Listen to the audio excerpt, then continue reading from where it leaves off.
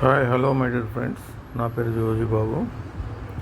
ఈరోజు మరొక కొత్త మొక్క గురించి తెలుసుకుందాం.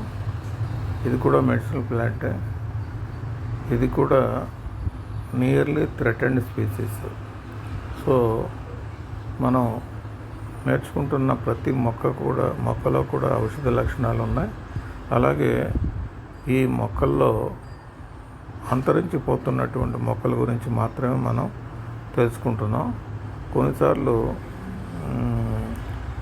మామూలుగా వాటికి ఎలాంటి థ్రెట్ లేని మొక్కల గురించి కూడా మెడిసిన్ వాల్యూస్ ఎక్కువగా ఉంటే వాటి గురించి కూడా మనం మాట్లాడుకుందాం. ప్రస్తుతానికి ఈ మొక్క గురించి కొన్ని ఫొటోస్ మీకు చూపిస్తాను. ఇది మనకి ప్రతి దగ్గర కూడా సోషల్ ఫారెస్ట్రీ వారి పుణ్యం అంటూ రోడ్డు పక్కన ఎవెన్యూ ప్లాంటేషన్ కింద చాలా విస్తృతంగా పెంచారు.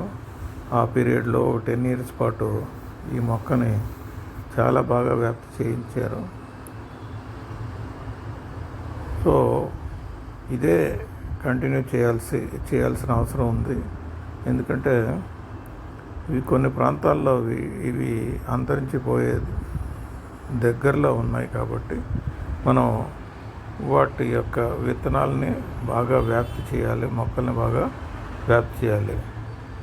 కమాన్ ఫ్రెండ్స్, కొన్ని ఫొటోస్ చూద్దామండి. ఇది రావుల్ఫియా సర్పెంటైనా పెల్టోఫోరం టీరోకార్పం మొక్క ఈ రకంగా ఉంటుంది. Medium to large size tree. ఇది జనరల్గా ఫ్లవరింగ్ ఎక్కువగా ఉంటుంది. ఎల్లోయిష్ కలర్లో చెట్టు అంతా కనిపిస్తుంది ఫ్లవరింగ్ ఉన్నప్పుడు. మీడియం సైజ్ ట్రీని మనం అక్కడ చూస్తున్నాం.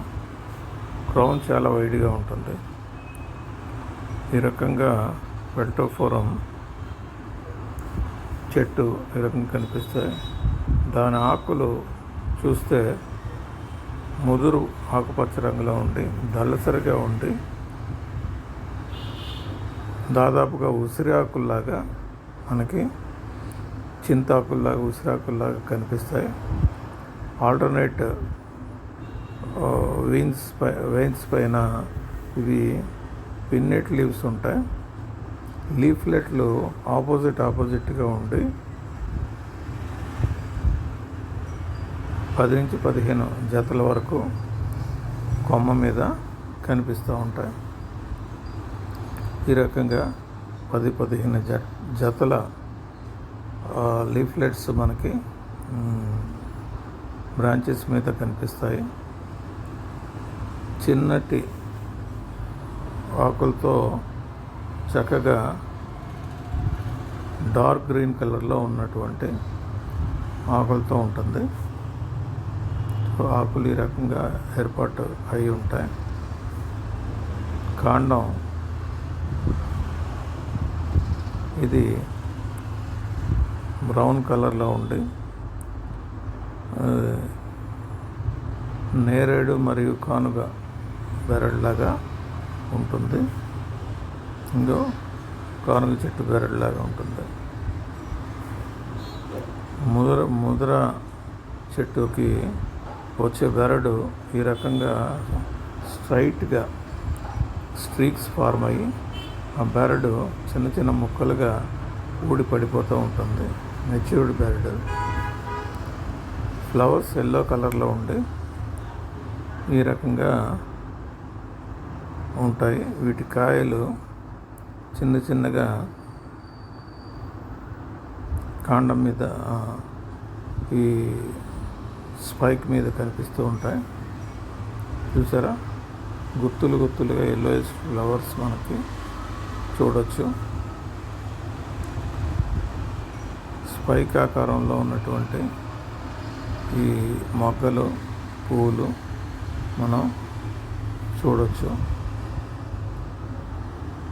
క్యాట్కిన్ షేప్లో ఉన్నటువంటి టెర్మినల్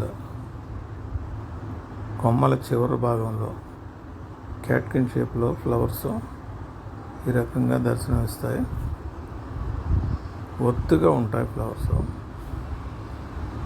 ఈ రకంగా ఉంటాయి. వీటి కాయలు చూసారా పొడవుగా ఉండి డ్రై అయినప్పుడు చెట్టు అంతా కూడా ఫ్లవరింగ్ టైంలో ఎల్లోయిష్గా ఉంటే, వీటి కాయలు వచ్చేసరికి చెట్టు దూరం నుంచి చూస్తే కాపర్ కలర్లో ఉన్నటువంటి ఈ సీడ్స్తో నిండిపోయి ఉంటుంది. వీటిని పండిన తర్వాత కొమ్మల నుంచి రాల్చి వీటిని డ్రై చేసి వీటి సీడ్ని మనం ఉపయోగించుకోవచ్చు. సో డ్రై అయిపోయినటువంటి సీడ్ ఈ రకంగా ఉంటుంది. ఇది రెడీ టు ప్లక్ అనమాట. వీటిని కలెక్ట్ చేసుకోవచ్చు. సో ఈ రకంగా 1-2 ఒక్కొక్క కాయలోనూ 1-2 గింజలు మనకి కనిపిస్తూ ఉంటాయి. గింజలు ఈ రకంగా చింతపిక్కల్లాగా కనిపిస్తాయి.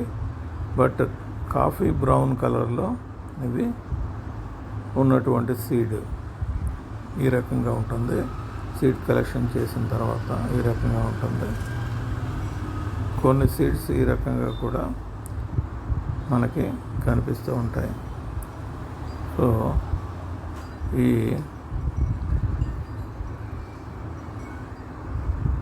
పెల్టోఫోరం సీడ్ ఈ రకంగా ఉంటుంది. వీటి నుంచి పెల్టోఫోరం మెడిసిన్స్ ఉపయోగిస్తారు. మనకి హోమియో అండ్ ఆయుర్వేదిక్ మెడిసిన్స్లో ఇది ఎక్కువగా ఉపయోగపడుతూ ఉంటుంది, తయారు చేస్తూ ఉంటారు. మదర్ టించర్స్ వీటి నుంచి తయారు చేస్తారు. అలాగే వీటి యొక్క పౌడర్ కూడా మనకి చాలా ఉపయోగాలు ఉన్నాయి. ఈ పౌడర్ని కూడా మనకు మార్కెట్లో లభ్యమవుతుంది. సో వీటి యొక్క కన్జర్వేషన్ స్టేటస్ వచ్చేసి నియర్లీ థ్రెటెండ్. IUCN వాళ్ళు కన్జర్వేషన్ స్టేటస్ని ఏం నిర్ణయించారంటే, నియర్లీ థ్రెటెండ్ స్పీసీస్గా వీటిని గుర్తించారు. కాబట్టి కొన్ని ఏరియాల్లో ఎక్కువగా కనిపించిన, కొన్ని ఏరియాల్లో ఇవి అంతరించి దశలో కనిపిస్తూ ఉంటాయి. కాబట్టి వీటిని మనం జాగ్రత్తగా ప్రాపగేట్ చేయాలి. ఓకే ఫ్రెండ్స్, ఇప్పుడు మొక్కల గురించి మనం తెలుసుకుందాం రండి. దీని స్థానిక పేరు పచ్చతురాయి. దీని యొక్క పరిరక్షణ స్థితి LC, అంటే లీస్ట్ కన్సర్న్డ్.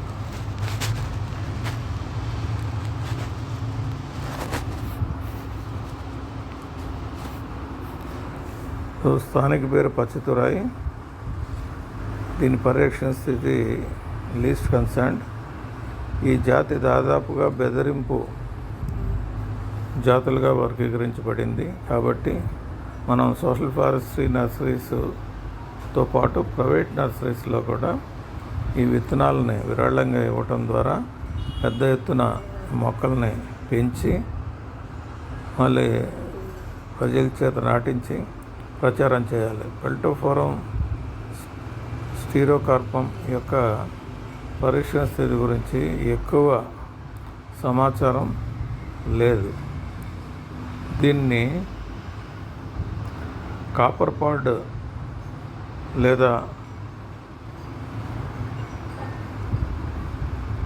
పసుపు జ్వాల చెట్టు అని కూడా పిలుస్తారు. ఏదేమైనా ఇది వేగంగా అభివృద్ధి చెందే చెట్టు. ఇది విస్తృతంగా పండించబడుతుంది మరియు అనేక ప్రయోజనాల కోసం దీన్ని ఉపయోగిస్తూ ఉంటారు. పరిరక్షణ స్థితి పెల్టోఫోరం స్టీరోకార్పం యొక్క పరిరక్షణ స్థితిని IUCN అంచనా పూర్తిగా వేయలేదు.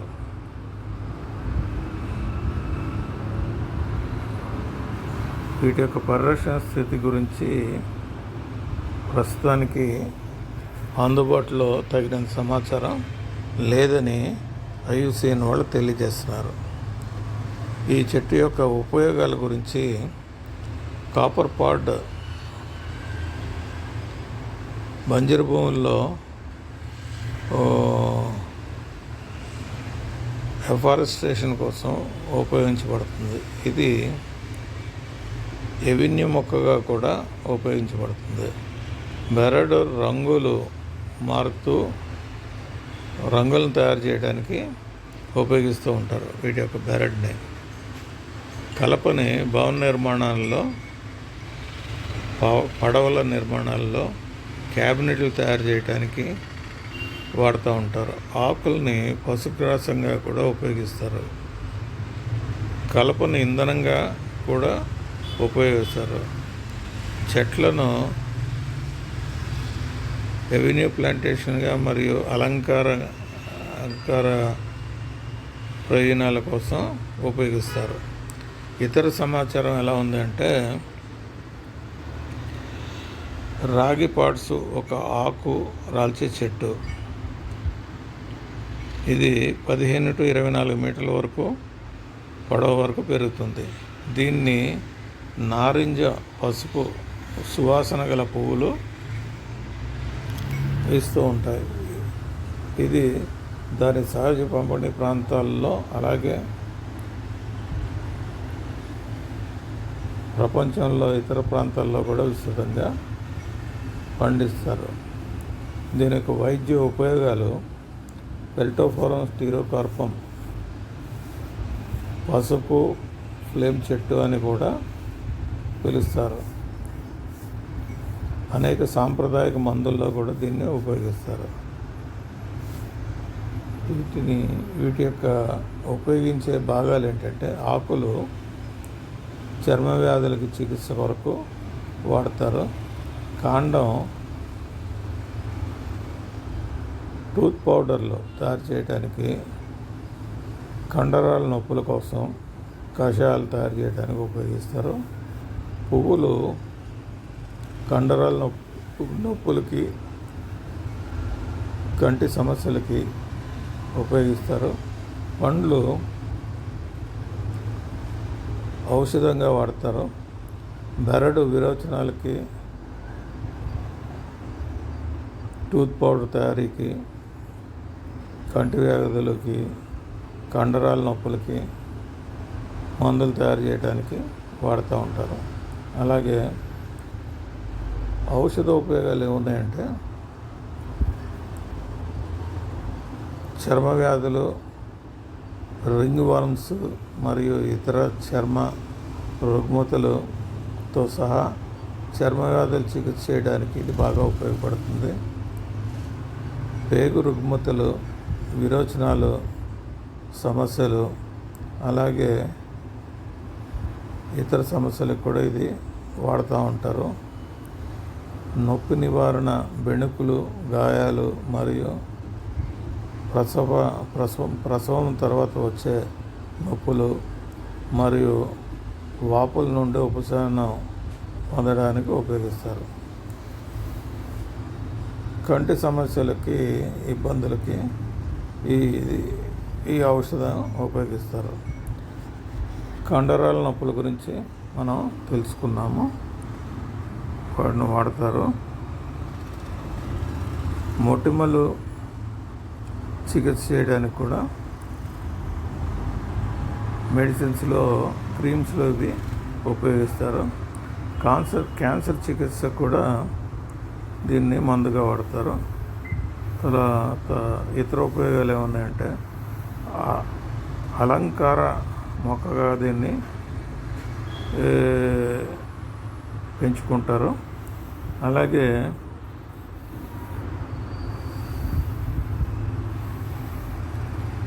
వీటిని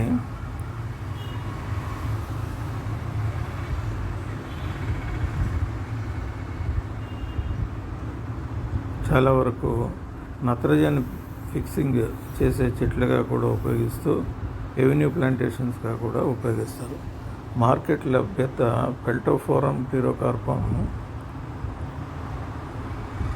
చెట్ల నుండి తయారైన విత్తనాలు, కలప, రంగులు మరియు ఔషధాలు ఇవి మనకి ఆన్లైన్లో లభిస్తాయి. అలాగే కలపను క్యాబినెట్ తయారీలకి, పడవలకి, భవన నిర్మాణాలకి ఉపయోగిస్తారు. దీని కలప మధ్యస్థంగా, కఠినంగా, భారీగా ఉంటుంది.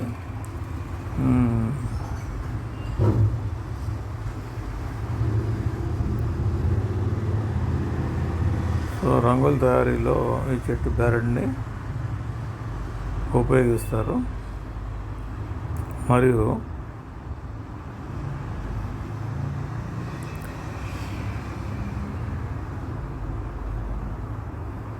బెరడుని ట్యానిన్ తయారు చేయడానికి, వార్నిష్లు తయారు చేయడానికి, ఫిషింగ్ నెట్స్ సంరక్షణ చేయడానికి ఉపయోగిస్తూ ఉంటారు. మందుల తయారీలో పేగు రుగ్మతలు, బెణుకులు, గాయాలు చికిత్సకు కూడా బెరడును ఉపయోగిస్తారు. సాంప్రదాయిక ఔషధాల్లో రక్తస్రావం వంటి మెడిసిన్స్లో ఉపయోగిస్తారు. ఈ చెట్టు కంటి జబ్బులు, కండరాల నొప్పులు, పుండ్లు కోసం కూడా ఉపయోగిస్తూ ఉంటారు. టూత్ పౌడర్గా కూడా దీన్ని ఉపయోగిస్తూ ఉంటారు. ఇతర ఉపయోగాలు ఏమున్నాయంటే, ఈ చెట్టు కాఫీ మరియు కోకో తోటల్లో నీడ చెట్టుగా ఉపయోగిస్తారు. చెట్టును హెడ్జ్గా కూడా ఉపయోగిస్తారు. గ్రీన్ మెన్యూర్గా కూడా ఉపయోగిస్తారు. దీన్ని ఇంధనంగా కూడా ఉపయోగిస్తూ ఉంటారు. దీన్ని కాల్చి ఇంధనంగా కూడా ఉపయోగిస్తూ ఉంటారు. చెట్లను ఎఫారెస్టేషన్ కోసం కూడా ఉపయోగిస్తారు. ఈ చెట్టును ఎలా గుర్తించాలి అంటే, పెల్టోఫోరం సీరోకార్పం గుర్తించడానికి పెద్ద ఫెర్న్ లాంటి బైపినేట్ ఆకులు కలిగి ఉన్నటువంటి కొమ్మలు చివర్లలో పెద్ద సమూహాలతో అమర్చబడి ఉన్న ప్రకాశవంతమైన పసుపు పువ్వులు కలిగి ఉంటుంది. రెక్కలు, విత్తనాలు, పార్ట్స్ ఎరుపు నుండి నల్లగా మారుతూ ఉంటాయి. ఈ చెట్లు తరచుగా పసుపు పువ్వుల్ని కలిగి ఉంటాయి.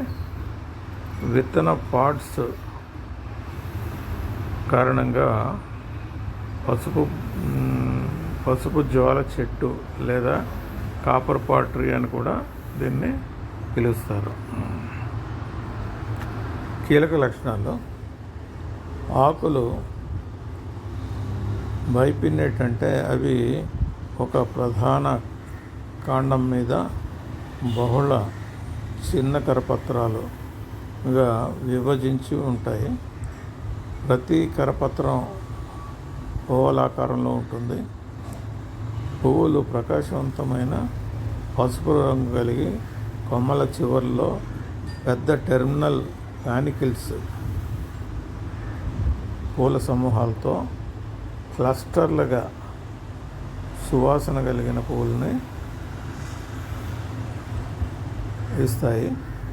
పండ్లు ఫ్లాట్గా, రెక్కల విత్తనాలు, విత్తన పాట్స్ మొదట్లో ఎరుపు రంగులోనూ, ఆ తర్వాత పరిపక్వం చెందిన తర్వాత నల్లగా మారుతూ ఉంటాయి. ఇది 1 to 4 విత్తనాలు కలిగి ఉంటాయి ప్రతి పాటలోనూ. ఇది వేగంగా వృద్ధి చెందుతున్న మీడియం నుండి పెద్ద చెట్టు. ఇది క్రౌన్ గొడుగు ఆకారంగా వ్యాప్తి చెంది ఉంటుంది. ముఖ్యాంశాల్లో ముఖ్యంగా అది ఫ్లవరింగ్ జనవరి టు మార్చ్లో ఉంటుంది. అలాగే దీని ఫ్రూటింగ్ మార్చ్ టు ఏప్రిల్లో ఫ్రూట్స్ వస్తాయి. సీడ్ కలెక్షన్ వచ్చేసి ఏప్రిల్ మేలో చేసుకోవచ్చు.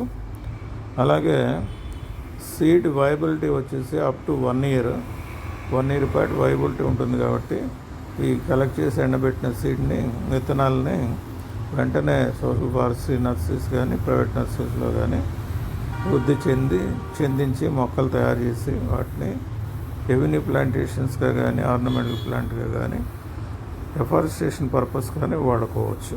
అలాగే seed treatment, pre soaking of seed in water 24 hours నీళ్ళల్లో, చల్లటి నీళ్ళల్లో ఈ సీడ్ని ప్రీ ట్రీట్మెంట్ చేయాలి. మీకు కొన్ని వీడియోస్ ఇక్కడ పెట్టడం జరిగింది. దయచేసి ఆ వీడియోస్ని క్షుణ్ణంగా మీరు అబ్జర్వ్ చేయండి. మీకు ఏమైనా డౌట్స్ వస్తే నన్ను కాంటాక్ట్ చేయండి, నేను క్లారిఫై చేస్తాను. అలాగే అంతరించిపోతున్న ఈ చెట్టుని మనం కాపాడదాం, భావితరాలను మనం బ్రతికిద్దాం. ఇది మన స్లోగన్. అంతరించిపోతున్న చెట్లను కాపాడుదాం, భావితరాలను బ్రతికిద్దాం. ఇంకొక చెట్టుతో మీ ముందుకి వస్తాను. Thank you for listening to me. Thank you so much.